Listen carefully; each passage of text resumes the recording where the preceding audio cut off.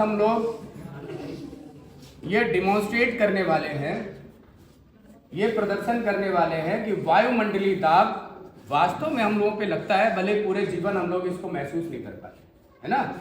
तो कैसे करने वाले हैं? जो एटमॉस्फेरिक प्रेशर है, वायुमंडलीय दाब, इसको किससे नापते हैं? बिल्कुल, बैरोमीटर से। वो एक दिन हमने चर्चा की भी थी, ठीक है, वो अभी बताएंगे।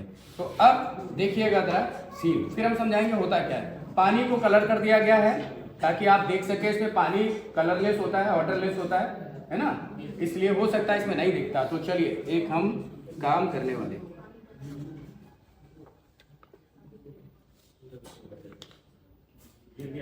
गिर जा, देखो इसमें पानी चढ़ा, देखा आपने, पानी अंदर चढ़ चुका है। तो खैर इसको अब हम रिपीट करेंगे, है ना। देखिए कैंडल नहीं है, कुछ भी नहीं होने वाला, है ना, कुछ भी नहीं होने। तो ये पानी चढ़ा था, वो तो कैंडल बुझ गई, है ना, नहीं तो ये और ऊपर तक जा सकता था। तो आखिर ये हुआ कैसे? ठीक है, ये मैं आपको समझाता हूं कि हम लोगों ने क्या किया। एक प्लेट में पानी लिया, पानी को कलर्ड कर दिया, क्योंकि वो कलरलेस होता है, आपको बॉटल में दिखेगा ही नहीं है कहां पर, ठीक है। फिर हमने उसको क्या किया, एक कैंडल रखी, कैंडल चिपक नहीं पा रही थी, नहीं तो बहुत अच्छा होता। तो उसके बाद हमने क्या किया, उसको रख दिया, ठीक। जब रखा तो अंदर हवा थी, ठीक, कुछ नहीं हुआ, अंदर ऑलरेडी हवा का प्रेशर है, बाहर भी प्रेशर है। लेकिन जब कैंडल जला दी तो अंदर की हवा क्या हो जाती है, समाप्त। कौन समाप्त करता है? जो उससे कार्बन डाइऑक्साइड निकलती है। जैसे आप कुछ भी धुआं कर दीजिए, थोड़ी देर में ऑक्सीजन को निकल लेगा पूरा, खत्म, फिर आप भागिए, नहीं तो ये बेहोश होकर गिरिए, है ना। होता ना, देखो अगर रात में ये जला रह गया तो घुटन से मर गया, ब्लोअर चला दिया और वो कमरा बंद था, सारी ऑक्सीजन खत्म, उनको पता ही नहीं चला। तो अंदर की जैसे ही एयर खत्म हुई तो पानी ऊपर क्यों चढ़ा? क्योंकि अब पूरी इसकी पूरी सरफेस पे क्या पड़ रहा है, एटमॉस्फेरिक प्रेशर, और अंदर क्या है, एयर है, गायब।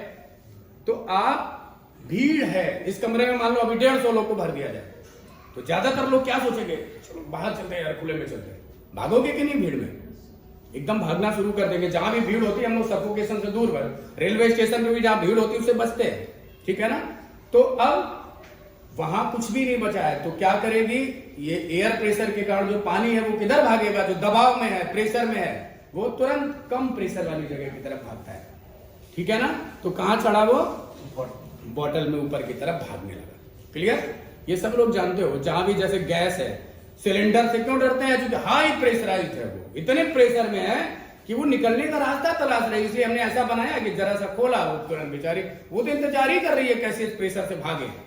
यानी एयर या वाटर, कोई भी लिक्विड कहां से कहां भागता है? हाई प्रेशर से लो प्रेशर। ये वेरी सिंपल चीज है। आप मशीनें लगाते हो नीचे से ऊपर की तरफ, क्या करता है? हाई प्रेशर से लो प्रेशर क्रिएट कर देता है और वो भागता है। क्लियर? तो इसमें पानी कहां से चढ़ गया? चूंकि हर जगह, हर सरफेस पे, हम लोगों पे जहां भी एयर है ना, उस पे क्या है? वायुमंडल एक प्रेशर लगा रहा है। क्लियर? लगा रहा है प्रेशर। अब हम इसकी कॉन्सेप्ट को समझेंगे, ठीक है, थोड़ा सा ध्यान देना है आपको अच्छे से। अब हम ये समझते हैं कि जो एटमॉस्फेरिक प्रेशर है, बेसिकली ये एटमॉस्फेयर है क्या? वायुमंडल में क्या क्या है? सब लोग जानते हो, गैसेस हैं, है ना, गैसेस हैं, और क्या क्या है? वेपर है, जल वाष्प है ना। देखो अब तो जाड़े में तो उसका इफेक्ट दिखता ही है। और क्या है? धुआं है, धुआं की नहीं है? धुआं के कारण क्या है? राख है, और बहुत से माइन्यूट छोटे छोटे पार्टिकल्स हैं जो यहां पे भी दिखते हैं और ऊपर भी दिखते हैं। ये सारे मिलके बना देते हैं हमारा वायुमंडल। क्लियर? यानी एटमॉस्फेयर है क्या? एक एनवलप है। एनवलप मतलब समझ रहे हो? एक आवरण है, लिफाफा है एक तरह का। अर्थ के चारों तरफ बना हुआ है एक एनवलप। क्लियर? ऐसे पूरा घेरा हुआ है। अब हमें ये बताइए कि ये जो एनवलप है, ये जो वायुमंडल का आवरण है, ये पृथ्वी के साथ साथ क्यों घूमता? छोड़ क्यों नहीं देता? ये तो बहुत तेज भागती है, रिवॉल्व करती है ना, ये एक्सिस के राउंड भी रोटेट करती है, तो ये पृथ्वी को छोड़ क्यों नहीं देती? ये गैसेस क्यों नहीं छोड़ पाती? अभी थोड़ी देर पहले बात हुई थी, ड्यू टू ग्रेविटी। अब मैं बताता हूं पहले इसमें क्या क्या है, जरा समझना।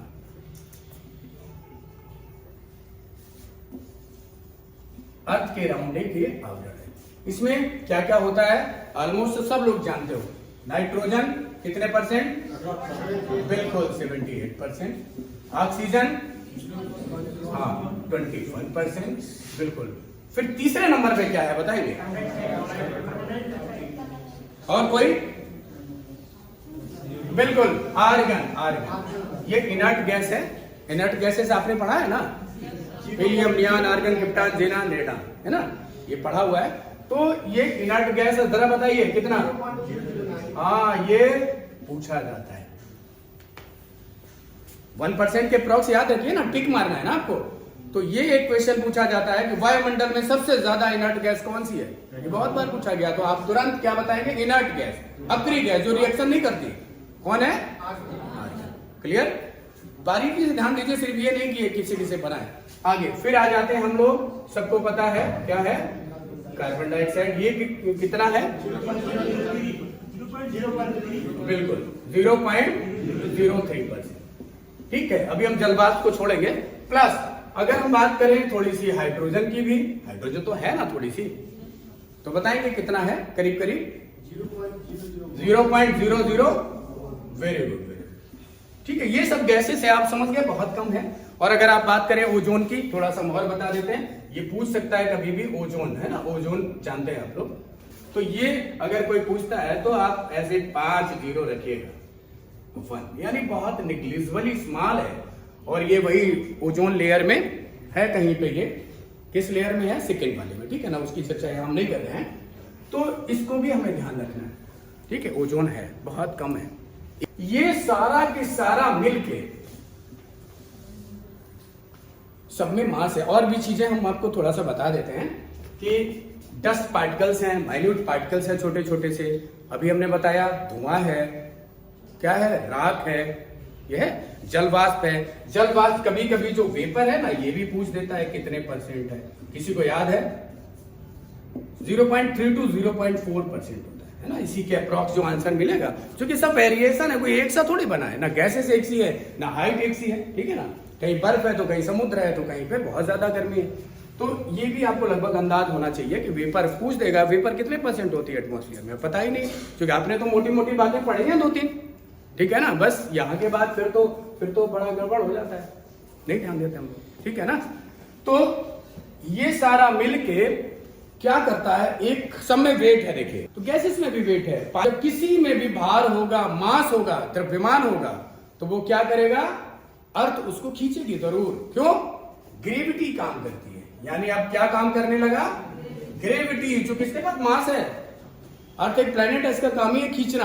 ठीक, तो जब ये ग्रेविटी लगाएगी तो क्या पैदा हो गया? उसमें भार पैदा हो गया। इसलिए जो चीज जितना ज्यादा मास है उतना ही उठाना टफ है, क्योंकि उसमें वेट पैदा कर दिया अर्थ ने।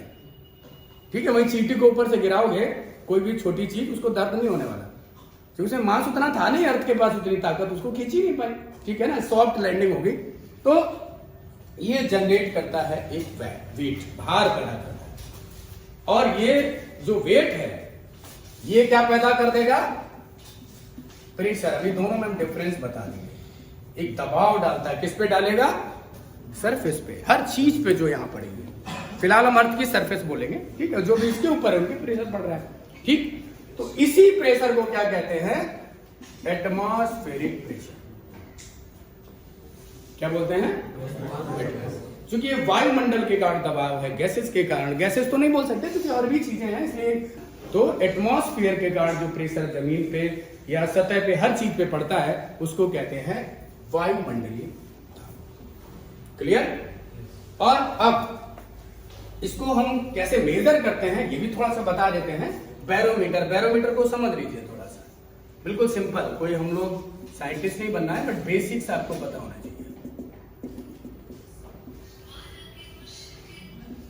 देखो ऐसे बना होता है, इसमें मरकरी भरा होता है। ठीक है, यहां पे ढेर सारी स्केलिंग बनी होती है। तो एटमॉस्फेयर इस पे प्रेशर डालेगा। ठीक है, प्रेशर डाल रहा है।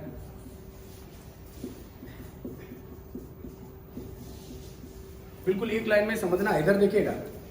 तो जब एटमॉस्फेयर इस पे प्रेशर डालेगा तो बताइएगा ये पानी या लिक्विड या जो भी है पारा है, ये इस पाइप में ऊपर भागेगा कि नहीं?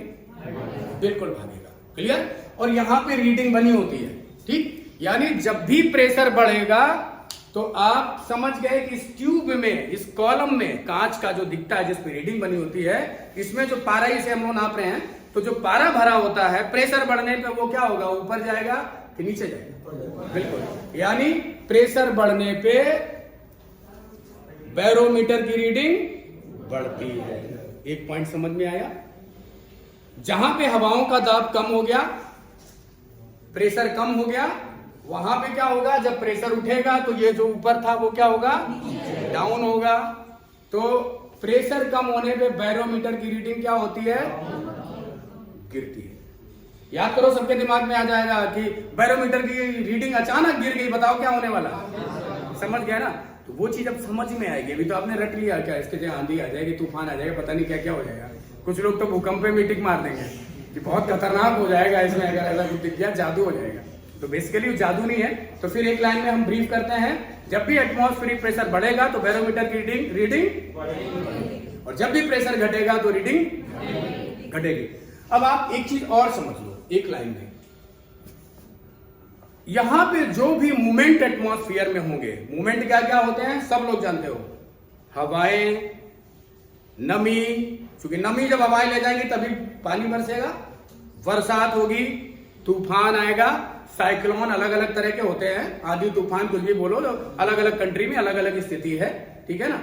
तो ये जितनी भी चीजें होती हैं, क्या क्या, हवाएं, वर्षा, बादल बनना, बादल उसी से बनते हैं, बादल बनना, फिर बरसात होना, फिर आंधी तूफान, साइक्लोन, ये सब किस कारण से आते हैं? इसी वायुमंडलीय दबाव में परिवर्तन के कारण आते हैं। अगर ये परिवर्तन नहीं होता तो कुछ भी, किसी चीज का मजा नहीं मिलता। समझ गए बात आप? तो अब जैसे बहुत जगह है साइक्लोन प्रोन है, वहां आता ही रहता है साइक्लोन, चक्रवात, आदमी की जिंदगी एग्जिस्ट नहीं करती है ना? लोग छोड़ छोड़ के भाग गए शुरू में। तो ऐसी जगह का हमें स्टडी करना चाहिए, जाकर भी पढ़ते समय कारण सोचना चाहिए, है ना? किताबों में पढ़ना चाहिए, ढूंढना चाहिए, ठीक? तो अब हम अगले स्टेप पे चलेंगे। तो आप समझ चुके हो कि ये घटना क्यों घटी। बिल्कुल यही घटना घटी। यहां प्रेशर हमने क्या कर दिया? खत्म, हवा हो गई खत्म। और यहां तो वायुमंडलीय दाब को आप रोक नहीं सकते। तो क्या हुआ? हाई प्रेशर से लो। तो आप बताइए, प्रेशर बढ़ा तो इधर क्या हो गया?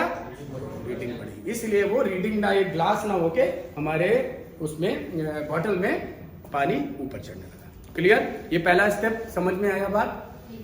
ठीक है ना? क्या क्या है इसमें? एक क्वेश्चन याद रखना, पूछता है कि सबसे ज्यादा इनर्ट गैस कौन सी पाई जाती है, एक क्वेश्चन में बन गया।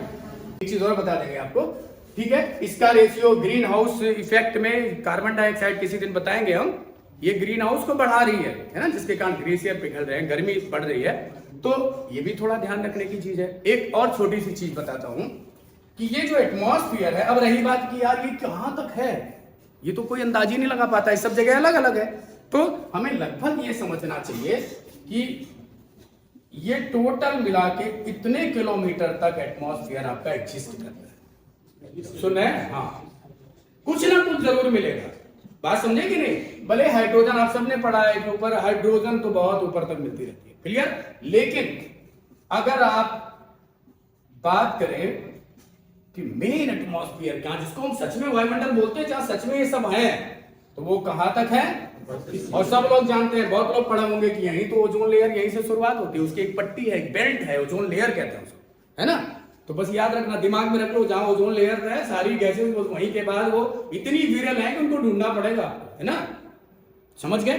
तो ये भी अगर डेटा याद रहे तो आप कहीं भी खड़े होकर पढ़ा सकते हो, बता सकते हो, लोगों से डिस्कस कर सकते हो, है ना? दिखा सकते हो। तो यानी टोटल वायुमंडल कहां तक, एटमॉस्फेयर कहां तक है? इतने तक है। बट मेन एटमॉस्फेयर जिसको सच में हम वायुमंडल बोलते हैं, वो कहां तक है? ठीक, ये भी जानने में कोई बुराई नहीं है, ठीक है? इसको छोड़ सकते थे लेकिन जरूरत नहीं है। तो ये आपका एक ऐसा नोट्स बन गया जिसमें बहुत चीजें आपने देख ली, सीख ली। किताबों में तो देखो तो बहुत अच्छे से लिखना होता है, तो वो सब कुछ बता थोड़ी पाएंगे आपको, बहुत इतने में तो लिख देंगे 3 पेज हो, है ना? तो अब अगले स्टेप पे हम इसको मिटा के काम करेंगे, ठीक है?